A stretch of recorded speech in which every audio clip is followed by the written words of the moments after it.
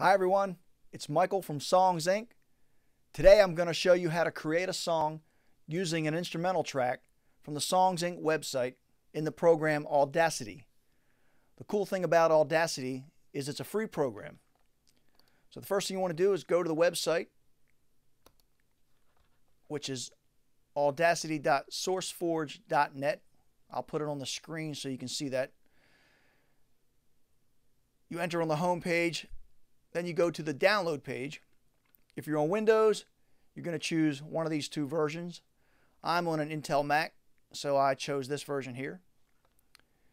And once you download it, it'll tell you what to do, and you drag it to your desktop, and it ends up here like this. So I double click the Audacity folder, and there's my program. Double click that, and it opens to a blank page, as you see there. Now there's quite a few features, but the first thing you want to do is set up the preferences so you can make the audio playback and the microphone work.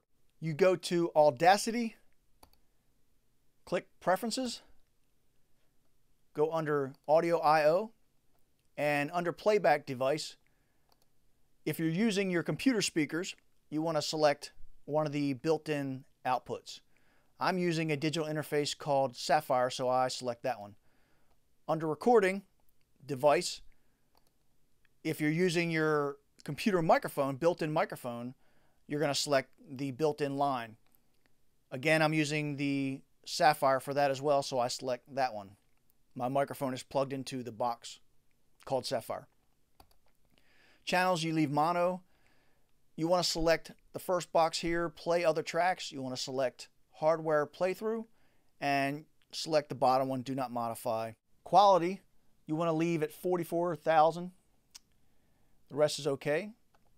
Go down to interface and just make sure auto scroll is checked, update, enable edit, enable mixer, enable meter, enable dragging are all checked.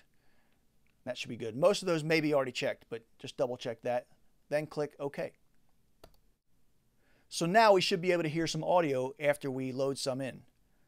So the next thing we do is go to the Songs Inc. website, find a track that inspires us, and download it to our desktop. I've already done that earlier, and I downloaded a track and put it in my Audacity folder here. So now I'm going to go get it. So I go up here to Project, Import Audio, search to that folder, which mine is already right there, and then click Open. It automatically loads the file and puts it on a track. You don't have to add a track or anything. It's very easy. Okay, let me show you a few features. Some are obvious, like this is the play button, that's the stop button, that's the record button. Let's check and make sure the track's playing. Okay, that's working. So this slider here is the volume of the track, which is the gain. So let's turn that down. I'm going to turn that down a bit for me. That's good. Now, when you have the eye tool on here, when you click in the track, you can see that line moving. That enables you to start anywhere in the track. So wherever I put the line, if I hit play now, it's going to start from that point in the track.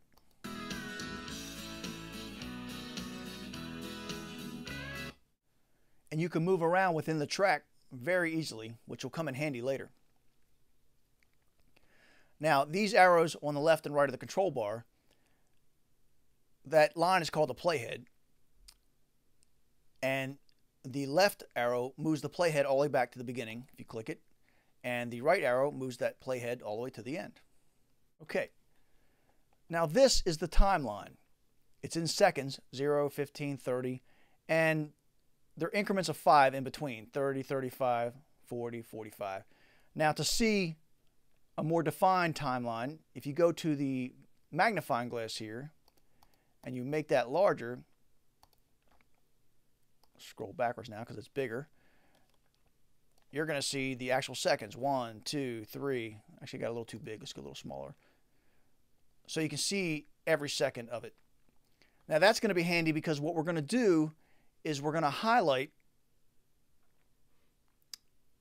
sections of the song to do our vocals later.